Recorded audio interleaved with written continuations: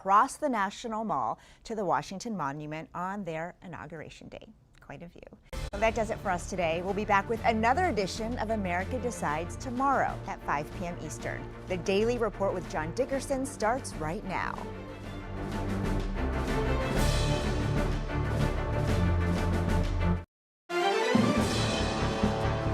Welcome to the Daily Report for September 18th, 2024.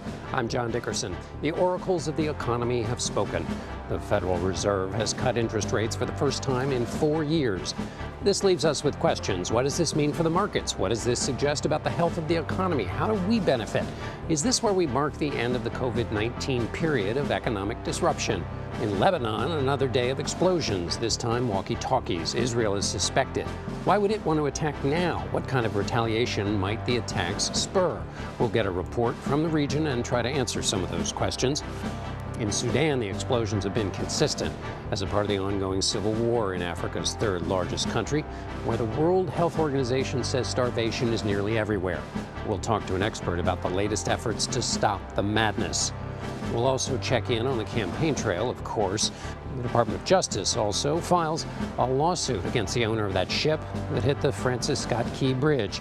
And we'll have a report on how the Coast Guard is luring new recruits. And finally, what outfit does one wear to a subway stealing? Pictures released reveal it's an all-pink ensemble for one of the two who allegedly stole a train and went for a crashing joyride in New York last week. The Daily Report starts in a moment.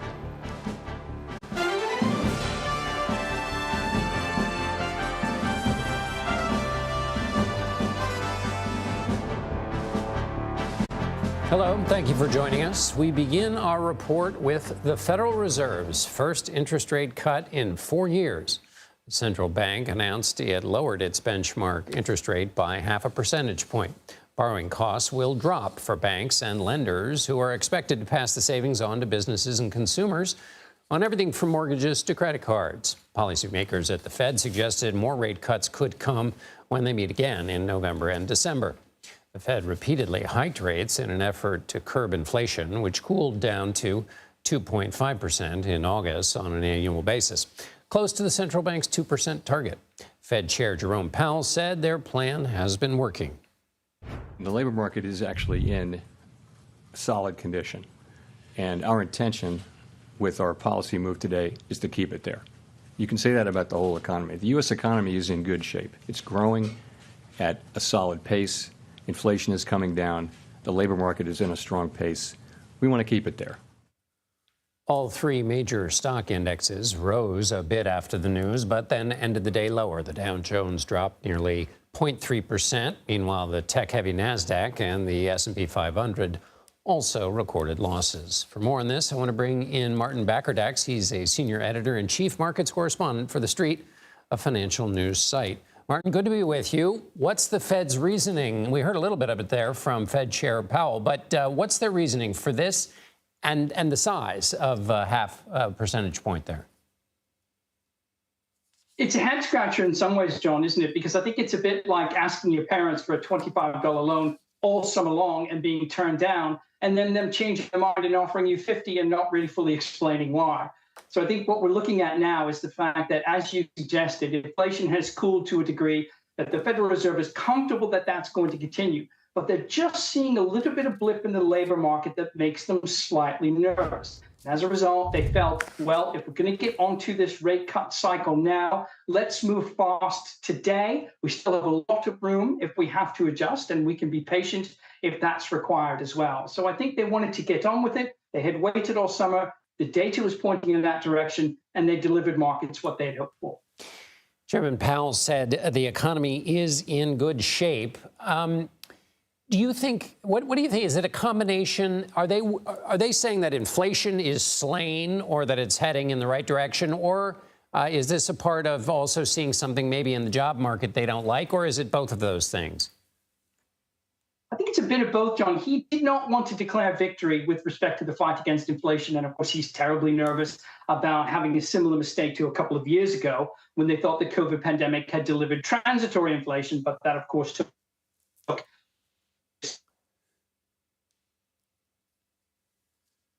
And they just But if we look back, it was 2019, the Federal Reserve had to Martin, back today. induce recession in order to tame inflation and get it back to a controlled level. The Fed doesn't have to do it. Anyway, we have had a more than a rate cut, but a communications cut there with Martin Backerdack, senior editor and chief markets correspondent for The Street. Sorry about that. For the second day in a row, handheld electronic devices exploded across Lebanon. Lebanese health officials say at least 20 people were killed and hundreds injured Wednesday as walkie-talkies and some solar equipment exploded. The detonations come one day after 12 people were killed and thousands injured in a similar case of exploding pagers carried by members of Hezbollah. The Iranian-backed militant group blames Israel for the attack. The Israeli military has not commented on the explosions, but a U.S. official says Israel is shifting some of its forces in Gaza to the northern region. During a visit to Egypt Wednesday, Secretary of State Antony Blinken called for de-escalation. We've been very clear, and we remain very clear, about the importance of all parties avoiding any steps that could further escalate the conflict that we're trying to resolve in Gaza. Hugo Bachega, with our partners at the BBC, has more from Lebanon's capital city of Beirut. It was the second day of attacks targeting communication devices being used by Hezbollah. And I was in Dahir in southern Beirut, which is a Hezbollah stronghold, when we heard that large explosion that happened as a funeral was about to start. There was chaos, there was panic as well, because people simply didn't know what was happening. And then when it became clear that devices were again exploding, people feared that any device could explode. So our team was stopped by Hezbollah members several times, people telling us, don't use your phone, put your phone down. And I think this really captures the feeling and the fear among many people, not only inside Hezbollah, but across the country, because when pagers exploded on the first day of those attacks, those explosions happened as people were in shops or with their families at home, and hundreds of people were injured across the country. So obviously that was a surprise that shocked not only Hezbollah but people across Lebanon, but that also caused a lot of anger because of the number of civilian casualties and the number of people, innocent people, that have been injured as a result of these attacks. And obviously there is the fear that this could lead to an escalation that could perhaps drag Lebanon into another war with Israel. This has been the main concern here in this country for almost a year now, since Hezbollah started those attacks targeting northern Israel, saying that this is in solidarity with Palestinians in Gaza. Now, Hezbollah has accused Israel. Israel hasn't commented after these attacks, but the group has vowed to respond, and perhaps an indication of what the group might be planning to do may come on Thursday, when Hassan Nasrallah, the powerful leader of Hezbollah, will make his first public speech reacting to those attacks. Later this hour, we'll take a deeper look at the explosions in Lebanon and what it means for Israel, Hezbollah, and tensions in the Middle East. The Justice Department is suing the owner and operator of the cargo ship that crashed into the Francis Scott Key Bridge for $100 million. Officials say that amount is how much the United States had to pay to respond to the accident and to reopen the port of Baltimore. The ship, known as the Dolly, crashed into the bridge in March after losing power, which caused part of the structure to collapse. 6 construction workers died, and there were significant economic losses. On a call with reporters Wednesday, the U.S. attorney for the District of Maryland said, quote, the civil claims filed today alleges that the collision was caused by a series of catastrophic failures on board the Dolly in the minutes before impact. Officials say the ship's owner and operator knew of electrical and mechanical issues with the vessel. Spokesperson for the owner and operator says they look forward to setting the record straight in court. The lawsuit comes one day after the families of 3 of the 6 victims announced plans to take legal action against the cargo ship's owner to hold it liable for the accident. Another judge has denied bail for Sean Diddy Combs in his sex trafficking case.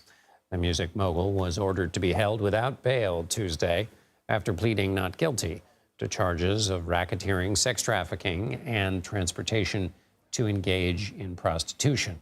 His lawyers made another request to allow their client to await trial at his home near Miami Beach. But a second judge on Wednesday denied it and said Combs could tamper with witnesses.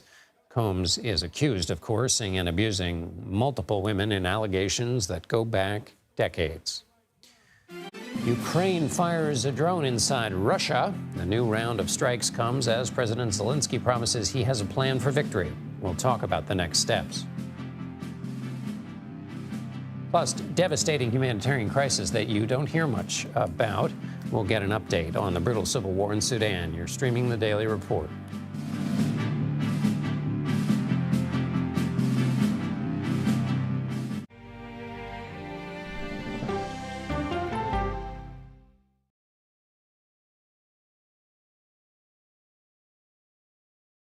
These are the stories 1, 2, 3, go!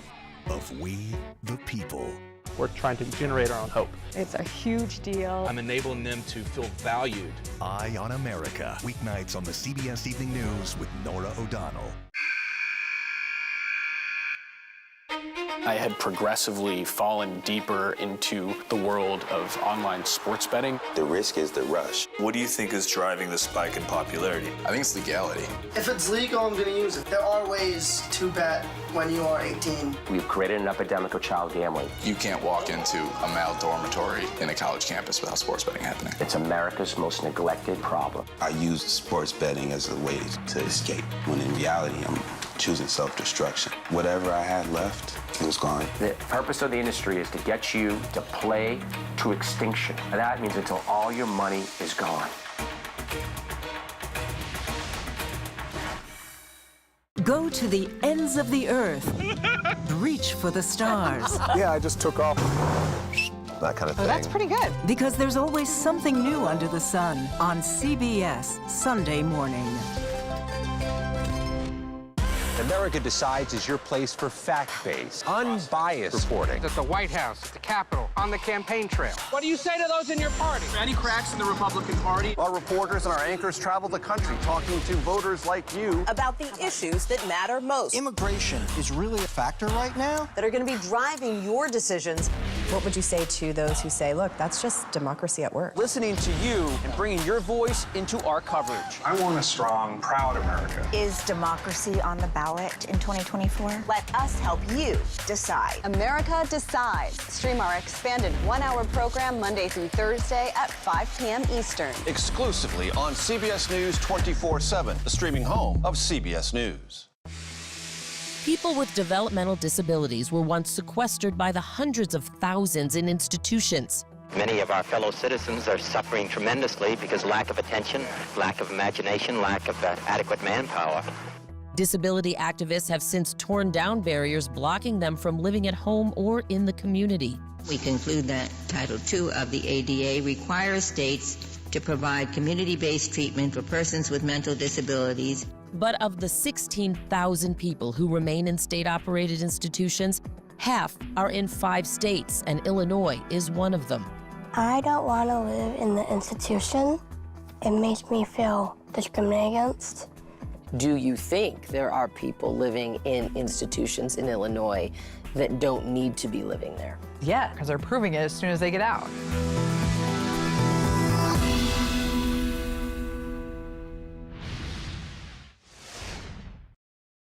Ukrainian President Volodymyr Zelensky says the country's victory plan for ending Russia's nearly 3-year-long invasion is, quote, fully prepared.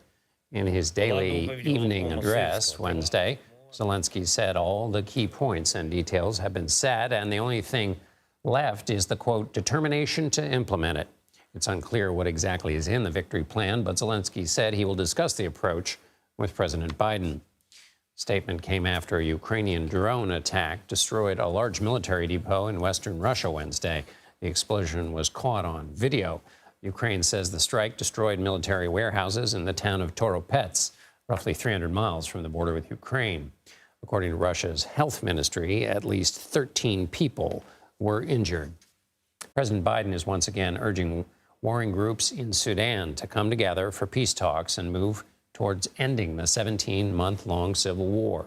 In a statement this week, he said, quote, "I call on the belligerents responsible for Sudanese suffering to pull back their forces, facilitate unhindered humanitarian access, and re-engage in negotiations to end this war." Neither side showed up to the last round of peace talks in August.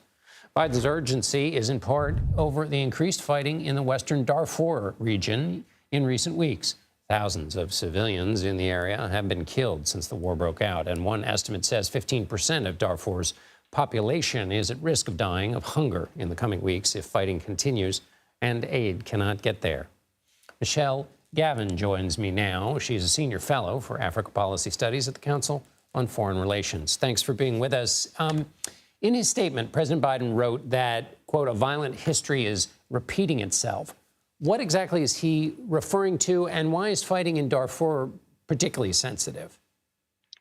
Well, he's referring to the genocide that occurred in Darfur about 20 years ago.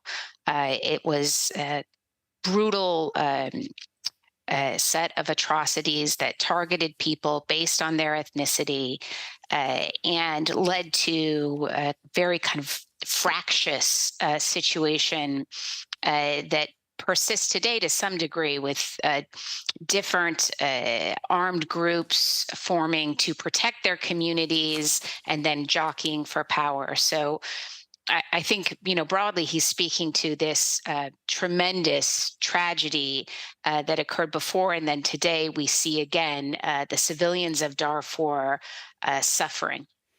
If the military is at war, if the two warring sides refuse to even show up to the peace talks, what does that say about the state of things and what can be done?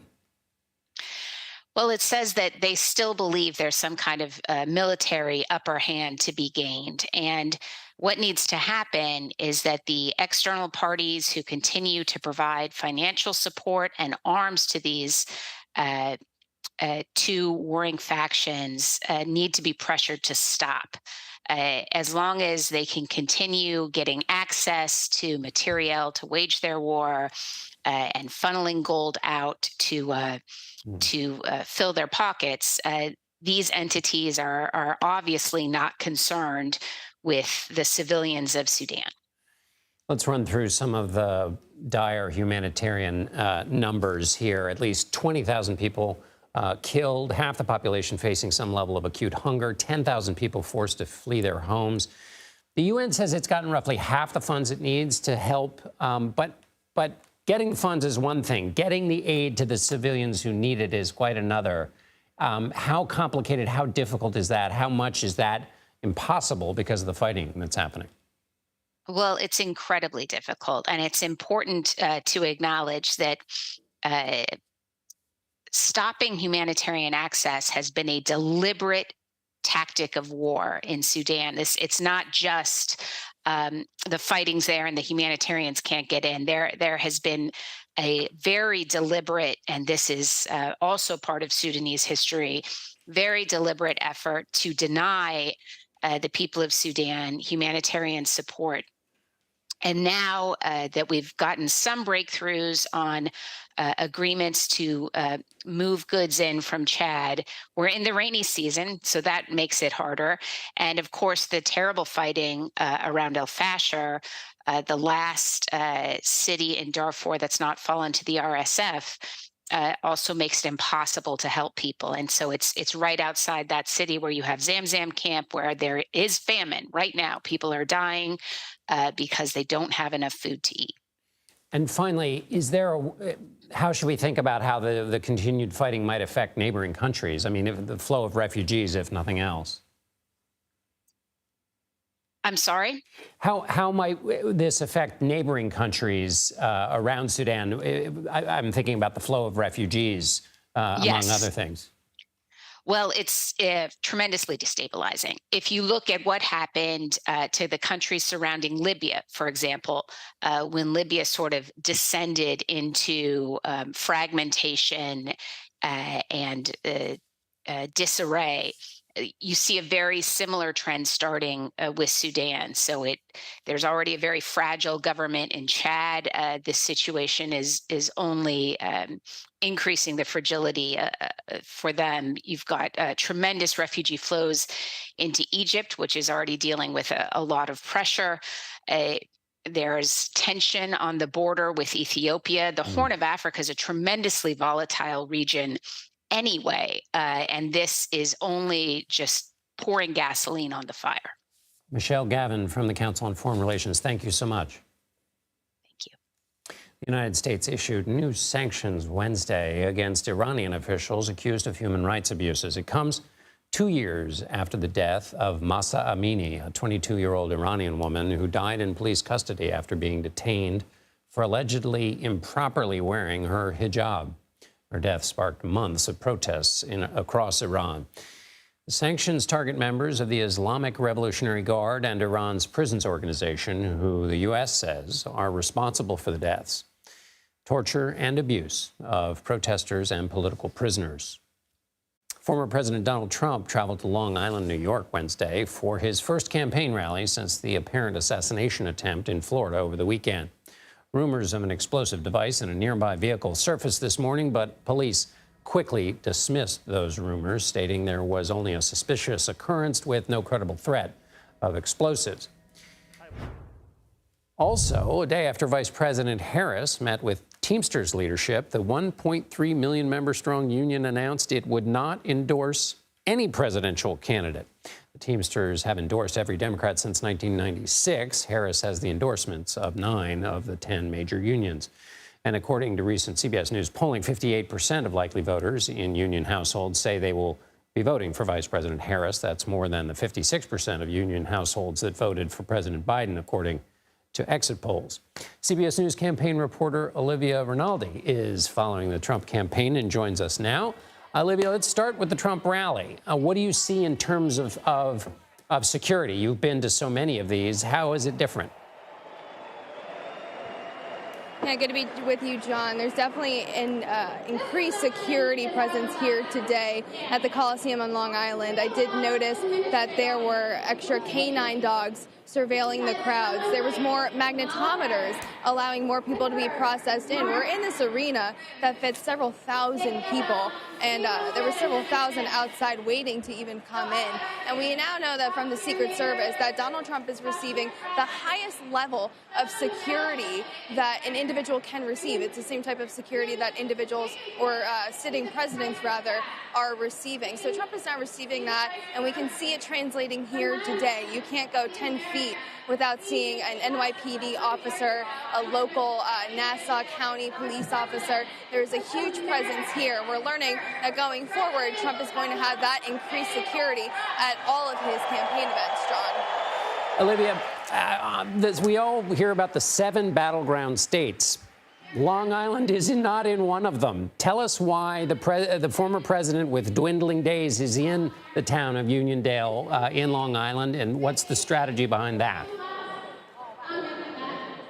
Yeah, John, you might ask, why are we here in deep blue New York? Long Island itself does trend a little bit more Republican, but it is important to note that this is the same day that Trump's sentencing and the New York hush money trial was expected to be, September 18th. And that got kicked down the road a little bit until November, so that's not happening. But the timing certainly coincides to hold a rally on Long Island. So partially, perhaps part of the reason why we're here today. But Trump will tell you that he feels quite bullish about New York. Campaign advisors that I spoke to certainly felt pretty good about New York, New Jersey, Minnesota, and Virginia. But that's when President Biden was in the race. Now that it's Vice President Kamala Harris, the poll difference between Trump here and her is double digits. So Trump is saying here today a little bit of that spin that he feels like he can flip New York, but that's just not showing in the polls that we're seeing, John. And let's talk about the Teamsters. The head of the Teamsters spoke at the Republican convention. Vice President Harris was there making the pitch yesterday. Now they're not going to endorse either side. What are you hearing from the Trump campaign? John, the Trump campaign is calling this a win. They're saying that no endorsement of Vice President Kamala Harris is just as good, if not better, than them getting that endorsement. They truly do feel that a no endorsement is sending a big signal to their base. And it was important to note that the Teamsters also released an internal poll that showed that a large majority of their base feels that they would be better suited by endorsing former President Donald Trump. The Trump campaign is touting those numbers as a win, and you can hear the crowd behind me getting quite loud and getting quite rowdy here in New York for the former president and people speaking before him. But I do want to note that the Trump campaign is spinning this as a win, that the Teamsters are not endorsing Vice President Kamala Harris. Olivia Rinaldi doing a masterful job against all that crowd noise. Thanks so much, Olivia. And as a reminder, CBS News will host the only vice presidential debate between Senator J.D. Vance and Governor Tim Walz on Tuesday, October 1st in New York. We will have live coverage on CBS, CBS News 24/7, and Paramount Plus. Electronic devices explode in Lebanon, killing dozens and injuring thousands. Coming up, how an attack like this is even possible, and what it means for allies and adversaries in the Middle East. You're streaming The Daily Report.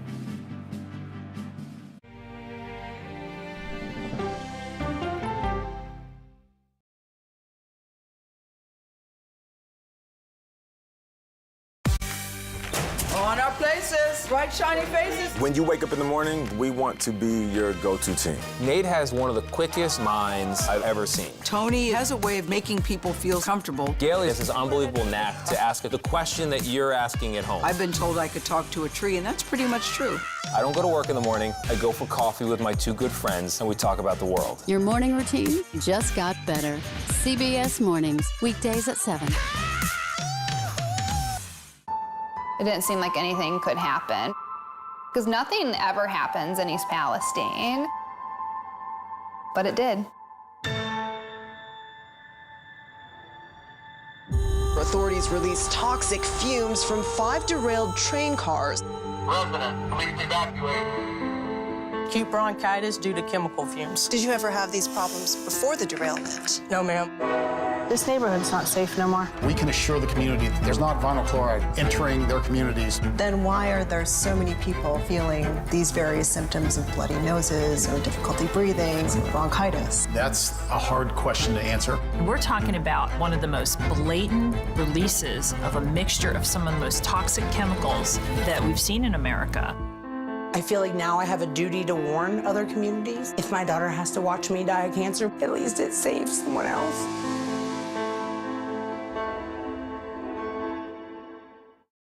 This case. It's like a screenplay, something straight out of Hollywood. But it's not fiction. It's 48 hours. Human remains found this week. 4 families shattered. There's no physical evidence. The mystery would haunt investigators for years. There's some questions that have to be asked and need to be answered. Like a John Grisham novel. A gripping true crime original. 48 hours. Now streaming on the free CBS News app. Stories that inform. You can be really old at 60, and you can be really young at 85. Inspire. How do we unlock the power within ourselves to be who we want to be? And brighten your day. The best part of fame is making people feel good. Always send the people home happy. Make every day a little more like Sunday morning. Here comes the sun. Stream now on the free CBS News app. Hello, everyone, and welcome to our Dragon capsule here in space. Sightseers in space, the thrill of a lifetime. Seeing the Earth from space, it was so exhilarating. But the risks that come with the territory. There have been 4 fatal accidents. That's a 1% fatal accident rate. Might make you look before you launch. If you had 1 out of 100 airplanes falling out of the sky, we'd have a public crisis. Space tourism, now streaming on the free CBS News app. Welcome back to the Daily Report. I'm John Dickerson. Here are some additions to our top stories. The Federal Reserve said it is cutting its benchmark interest rate by 0.5 percentage point, its first reduction in 4 years. However, Fed Chair Jerome Powell cautioned investors not to assume that, quote, this is the new pace.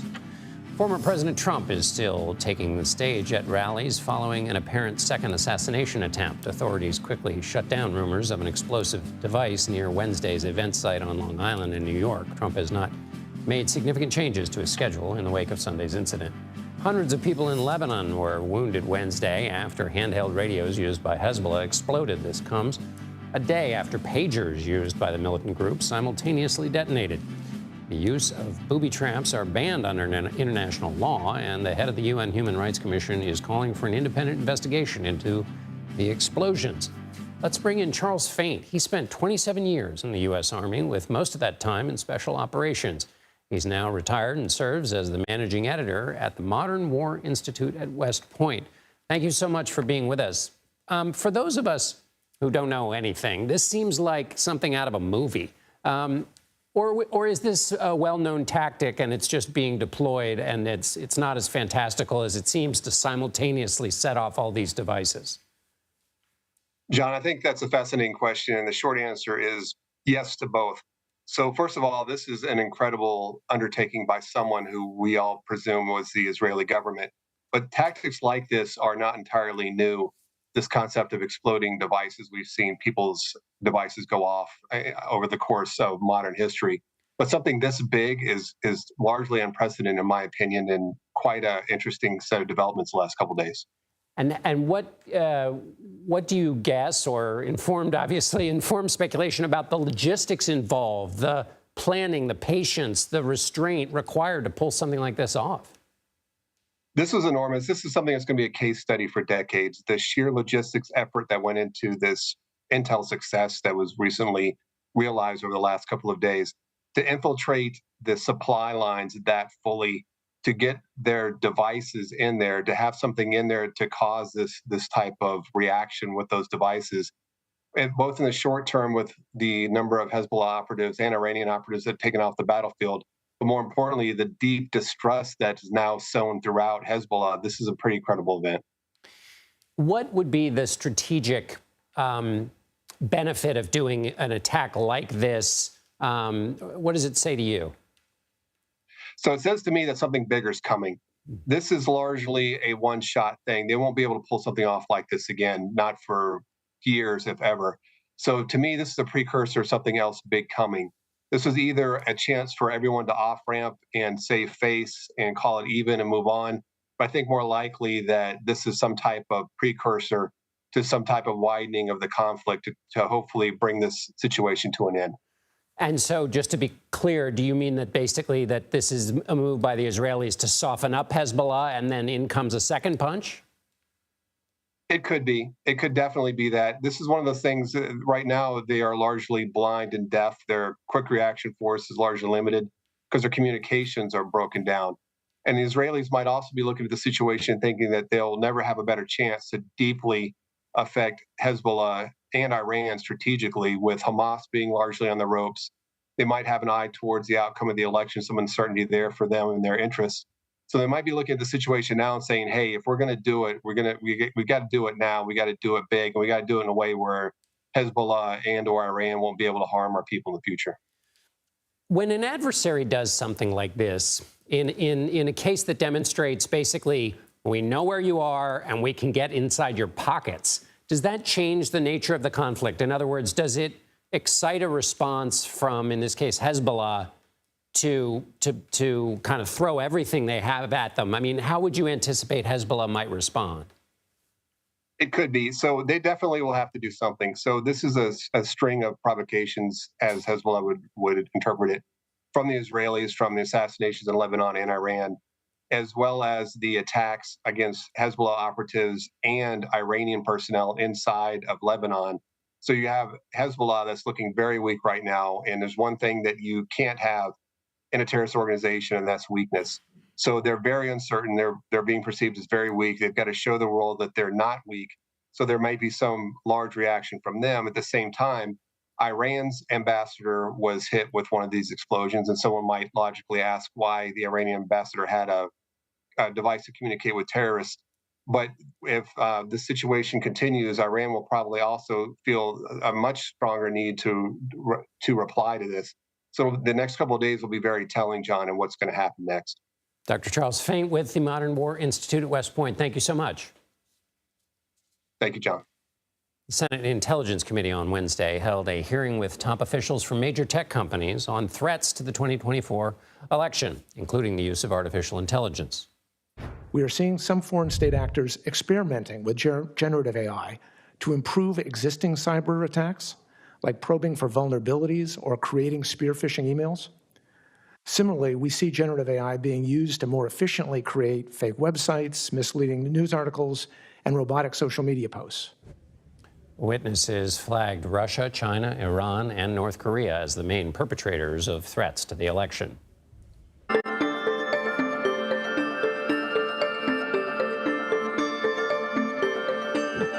Rates of breast and colorectal cancer among adults younger than 50 have been trending higher.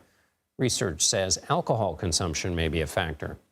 According to the American Association for Cancer Research, drinking is linked to more than 5% of U.S. cancer cases, or roughly 1 out of every 20. 40% of cases are connected to lifestyle behaviors people can change, like diet and exercise. CBS Philadelphia health reporter Stephanie Stahl has more on how cancer is affecting young adults. So these are my cancer meds. Taking medications is now a daily ritual for Lourdes Mange, who was diagnosed with breast cancer at the age of 25, and it had spread to the lungs. I thought that was it for me. I thought, wow, maybe I have like a year or two, who knows? Lourdes, who lives in Philadelphia, is part of a growing trend of young people diagnosed with cancer, according to a new report from the American Association for Cancer Research, AACR. We don't understand, and we're trying to better understand, but it's going to take research, and so that's our concern. Dr. Patricia LaRusso, president of the AACR, says research depends on money, and this year there's been a cutback in cancer funding. Because of its complexity, it takes enormous amount of research to unveil the biology which is needed to be able to then advance into new treatments. We can't get those new treatments without clinical and basic and translational research. Research is now a big part of Lourdes' life, being part of a clinical trial testing a new treatment. It targets this really specific little thing in all of my cells. Lourdes is hoping the investigational therapy is a lifesaver that will also pave the way to better treatments for future patients. Like indispensable added benefit of knowing that this is going to contribute to other people's, potential healing. It's not just about me when I go into this clinical trial. It's about all the other people that are going to come after me. And maybe that can add to the trend of cancer deaths continuing to go down. I'm Stephanie Stahl, CBS News, Philadelphia. An update on a story we've been following. Renewing your passport has officially gotten easier. The State Department announced Wednesday its online passport renewal system is fully operational and ready for mass use. Applicants can now skip the post office and submit their documents through the department's website. Development of the system was prompted by COVID-19 staffing shortages, which caused extensive delays. Under the new system, the expected processing time is 6 to 8 weeks. But bad news if you're in a hurry, the online renewal does not have an expedited service option. As many military branches struggle with recruitment, the Coast Guard is making a big splash. CBS News spoke with the commanding officer about how the branch has been able to ramp up enlistments. You're streaming the Daily Report.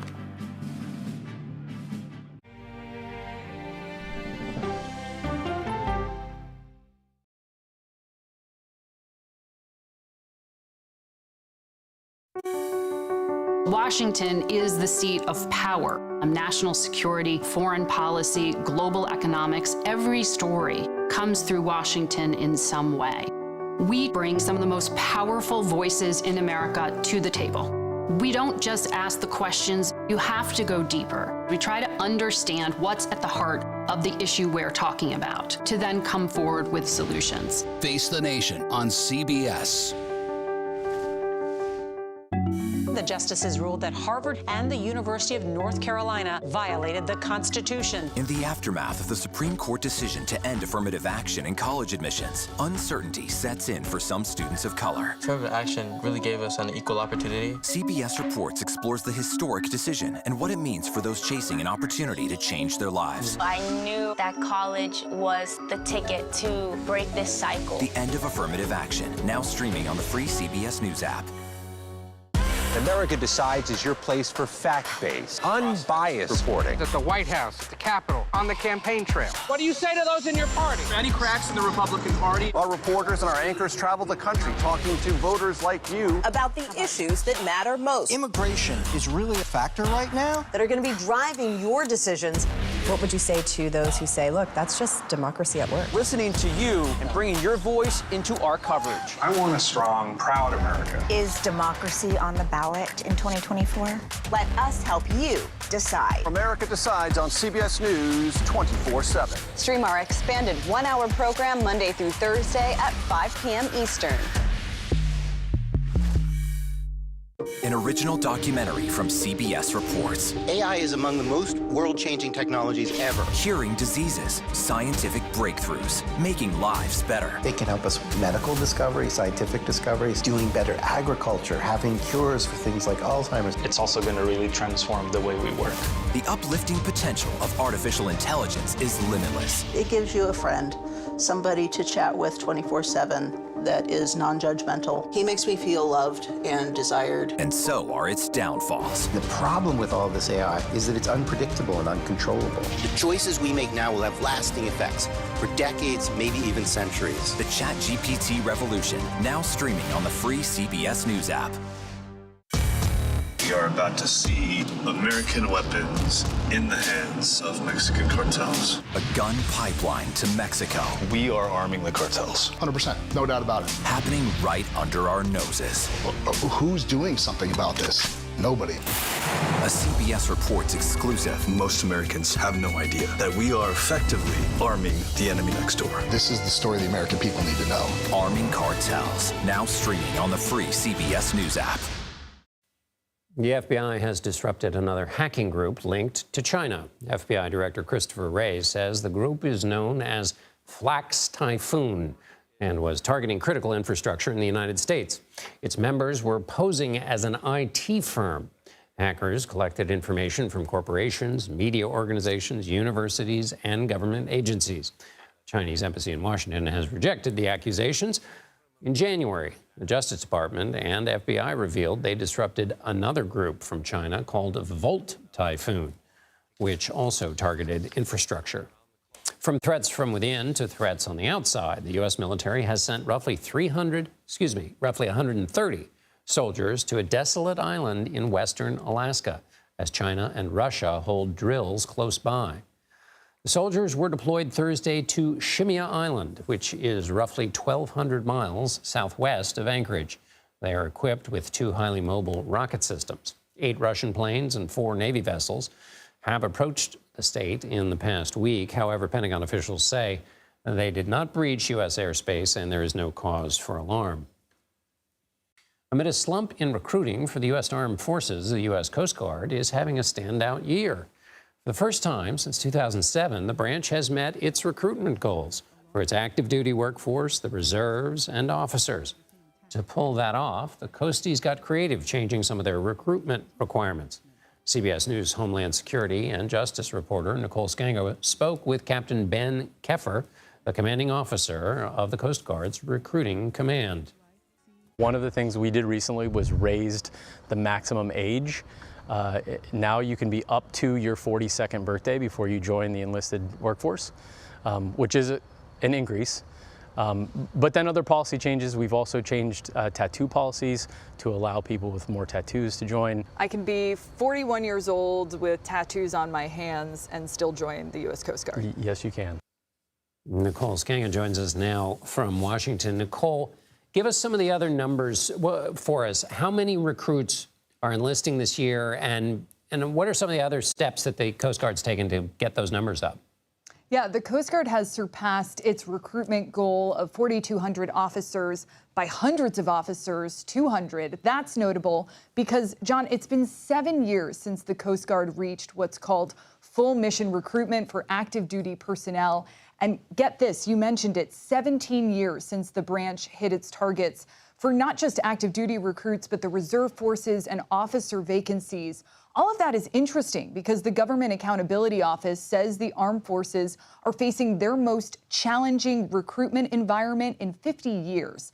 This didn't happen overnight. In fact, back in 2012, there was an effort by the Coast Guard to downsize its recruitment network, and it actually began to close offices. But leaders within the U.S. Coast Guard, like Captain Keffer, tell CBS News after the pandemic, there's been a ramping up. Take a look at this map. 13 new offices opened in 18 months, plus smaller recruiting locations nationwide, some of them in WeWorks, dozens of new recruiting officers. 5 years ago, you needed to be younger than 27 to join the Coast Guard. Today, that number is 42. Tattoo guidelines, literally, John, rules about where you can have tattoos on your body have also changed. Take a look at this. You can now have larger 2.5-inch tattoos on your hands, tattoos on your neck, and still enlist. Restrictions about personal debts of recruits have been revised. A lot of red tape that no longer exists. Wow.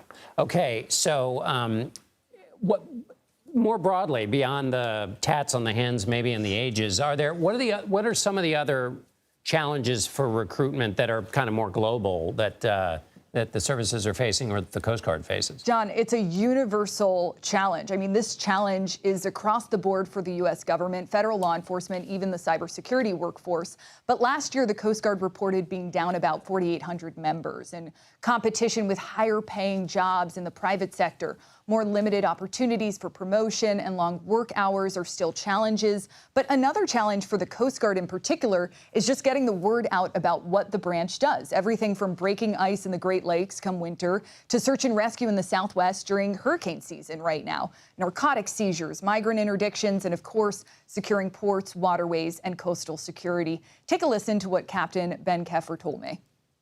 We have consistently had access to education benefits. We've consistently had a good retirement plan. Other companies are offering very similar benefits now. And so as we compete against companies who are offering the same, it comes into the intangibles, right? It's when you interact with the Coast Guard, if you're a member of our service, you're going to get leadership experience. You're going to get, some level of adventure. Adventure still sells. Oh, absolutely. The biggest appeal these days, John, public service and, of course, adventure. The minimum for those wishing to sign up for the U.S. Coast Guard is a 4-year commitment. And while women are still underrepresented across the armed forces, the Coast Guard's ranks are now just over 16.3% female. That is higher than the overall average of around 14% across the U.S. military. And a number of the current commandant of the U.S. Coast Guard, Admiral Linda Fagan, has committed to increasing, in her words, John, the status quo is the risk position. Nicole Skanka for us in Washington. Thank you, Nicole. While temperatures are cooling down in the west, they're rising in some central states. And so for more, here's meteorologist Mike Bettis from our partners at the Weather Channel.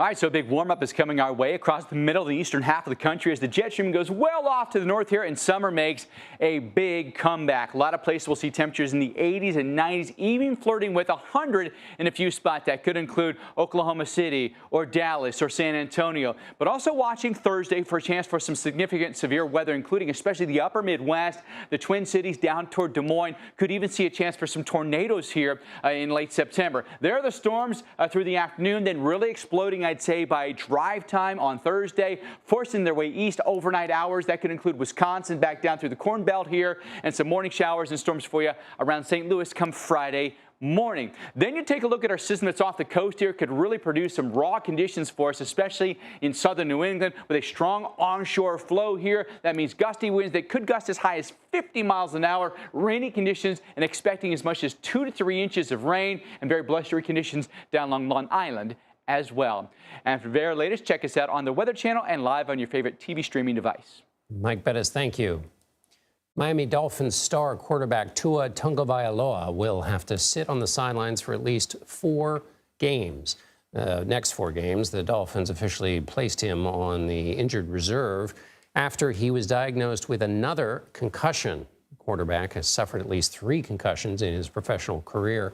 The latest one came last week in a game against the Bills after he took a hit from defensive back Damar Hamlin. He's the player who suffered cardiac arrest on the field last year.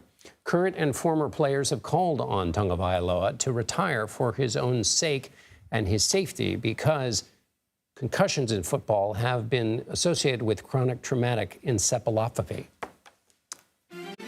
New Yorkers see a lot every day to the point where nothing really ever surprises us. Well, this next story might.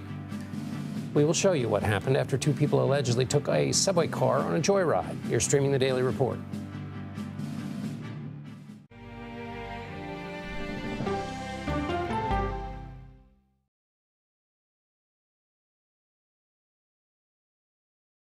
Go to the ends of the earth. Right now. We got something crazy. And reach for the stars. Here we are. Time. Yes, it's my comeback. Hey, this is pretty fun. But wait, there's more. Experience thought-provoking, I'm open to the idea of being a human being. innovative, and truly original reporting. Look through a telescope and go, wow. Because there's always something new under the sun on CBS Sunday morning. At this moment, terrorists could be plotting another attack. 9/11 triggered a counter-terrorist system that included a secret database. This person needs a closer look. A growing list of nearly 2 million people, including some Americans who say they're innocent. For 1-hour flight, I have to spend 6 hours to go and come back. CBS Reports explores the system, the people responsible for it, and those pushing for change. I'm not fighting against them. I'm fighting for them to do the right thing. The Watch List, now streaming on the free CBS News app. Don't miss true crime anytime you want, anywhere you go. With the 48 Hours podcast. Real crimes, real lives, real justice. There's some questions that have to be asked and need to be answered. Listen to 48 Hours on Apple Podcasts. An original documentary from CBS Reports. Imagine yourself in Manhattan with no police, no army, no mayor. The people of Haiti stare down poverty, corruption, natural disasters, and violence. 90% of the guns that are used by gangs in Haiti are American guns. But with an unbreakable spirit and eternal optimism. There are days where I cry, but we can't be discouraged. We still believe in Haiti. They're still able to look ahead with hope. Haiti is on the brink of transformation, a radical shift. Haitians are coming together and saying things must change. Fighting for Haiti, now streaming on the free CBS News app. Hey there, welcome to The Uplift. I thought she was a groom, and I stepped back and I went, oh, you're the queen. She's gonna be with me every instant that I'm alive. I just wanted to see if you'd go to Disneyland with me today. I look over at him and he's smiling. I'm gonna remember that the rest of my life.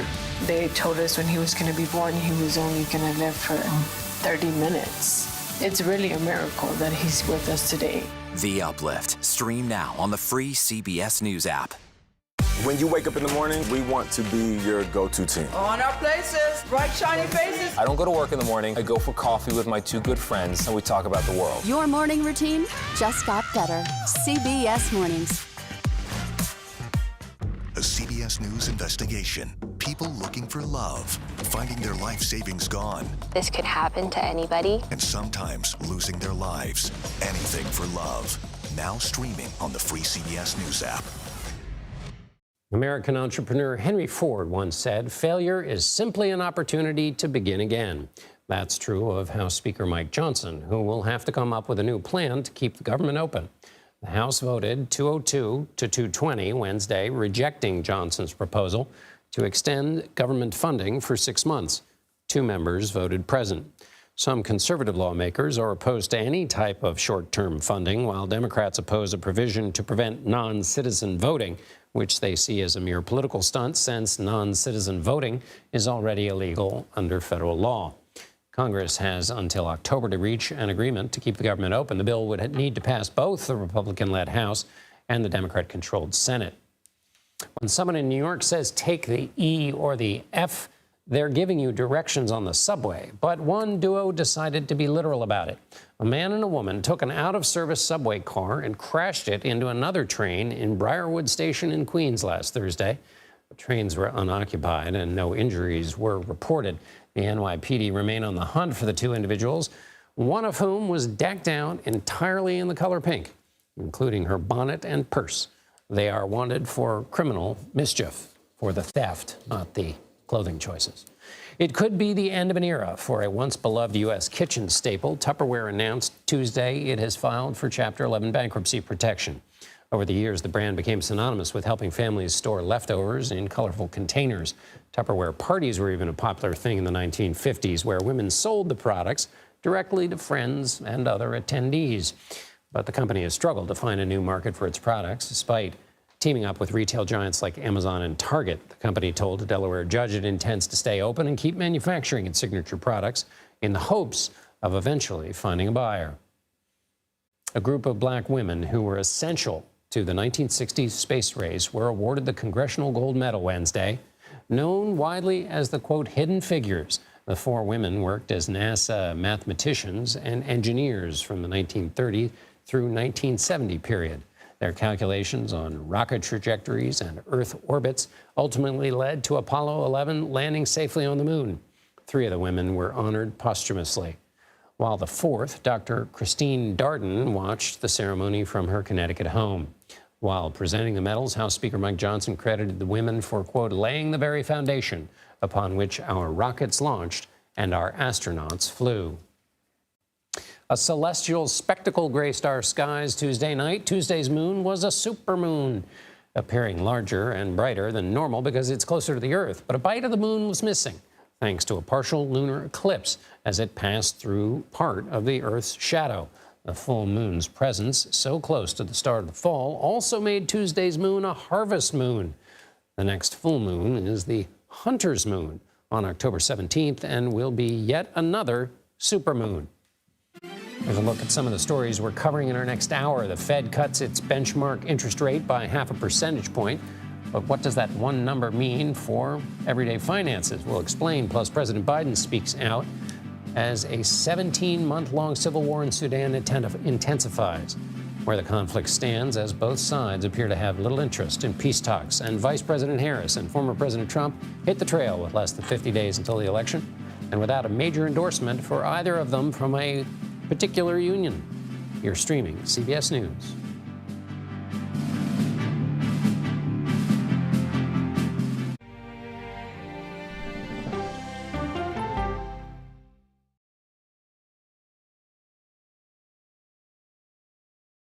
Okay, so let's just start at the beginning. Well, let me start with this. What is at stake here? What is the answer then? Do you know why? You want me to just keep going? Is that a good thing or a bad thing? Were there death threats? How is this possible? What's wrong with that argument? Are you saying they lied? Have you told the government that? Why won't you say the word crisis? You're not answering my question. This really Is that scary? Does that make sense? What do you mean? What does that mean in Did any of that make sense? Have you What's your response? What happened? Why? It's time for the CBS News Original 60 Minutes, Sunday on CBS and streaming on Paramount Plus. There is no more room in our city. New York City is receiving record numbers of migrants. Today, we're going to have more than 500 adults and children come through that door. Tensions rise as shelters reach max capacity. We don't have to take care of them. CBS Reports goes inside a crisis cities and families are facing as they fight to survive. The United States still has that glimmer of hope for people to come here. Fighting for a future. Now streaming on the free CBS News app. An original documentary from CBS Reports. Since you started La Soup in 2014, do you have any sense as to how much food you've rescued from the landfill? We've rescued 4.5 million pounds. I can't even fathom how much food that is. And that's one little person in one little city in America. We're going to call this chicken piccata. We did 450 of these meals today. This is the exact dish that you and I are going to have. Yep. Oh, my good. Is it good? Mm-hmm. Having a plan of how to keep people fed should be in every single city. If we eliminated food waste, could we eliminate hunger? Yes. Eating Trash, now streaming on the free CBS News app. America Decides is your place for fact-based, unbiased reporting. At the White House, at the Capitol, on the campaign trail. What do you say to those in your party? Any cracks in the Republican Party? Our reporters and our anchors travel the country talking to voters like you about the issues that matter most. Immigration is really a factor right now that are going to be driving your decisions. What would you say to those who say, look, that's just democracy at work? Listening to you and bringing your voice into our coverage. I want a strong, proud America. Is democracy on the ballot in 2024? Let us help you decide. America Decides on CBS News 24/7. Stream our expanded one-hour program Monday through Thursday at 5 p.m. Eastern. When people say who's first to get in the morning, that would be me. Morning news matters because it sets the tone for your day, and it's a way of getting you started. Day to day, that first draft of history, it happens right here. We're going to uplift you. We're going to send you out your way. We take you places, we teach you new things, and we make you feel like, it's not all bad. People say to me, you always seem to be having a good time. And you know what? You're right. Your morning routine just got better. CBS Mornings, weekdays at 7. I'm John Dickerson. Join me for the Daily Report, weekdays on CBS News 24/7. She's the first black woman on the Supreme Court, and she's determined she won't be the last. My parents had raised me to believe that I could do anything I wanted to do. Justice Ketanji Brown Jackson on Person to Person. Welcome to the Daily Report for September 18th, 2024. I'm John Dickerson. The oracles of the economy have spoken. The Federal Reserve has cut interest rates for the first time in 4 years. This leaves us with questions. What does this mean for the markets? What does this suggest about the health of the economy? How do we benefit? Is this where we mark the end of the COVID-19 period of economic disruption? In Lebanon, another day of explosions, this time walkie-talkies. Israel is suspected. Why would it want to attack now? What kind of retaliation might the attacks spur? We'll get a report from the region and try to answer some of those questions. In Sudan, the explosions have been consistent as a part of the ongoing civil war in Africa's third largest country, where the World Health Organization says starvation is nearly everywhere. We'll talk to an expert about the latest efforts to stop the madness. We'll also check in on the campaign trail, of course. The Department of Justice also files a lawsuit against the owner of that ship that hit the Francis Scott Key Bridge.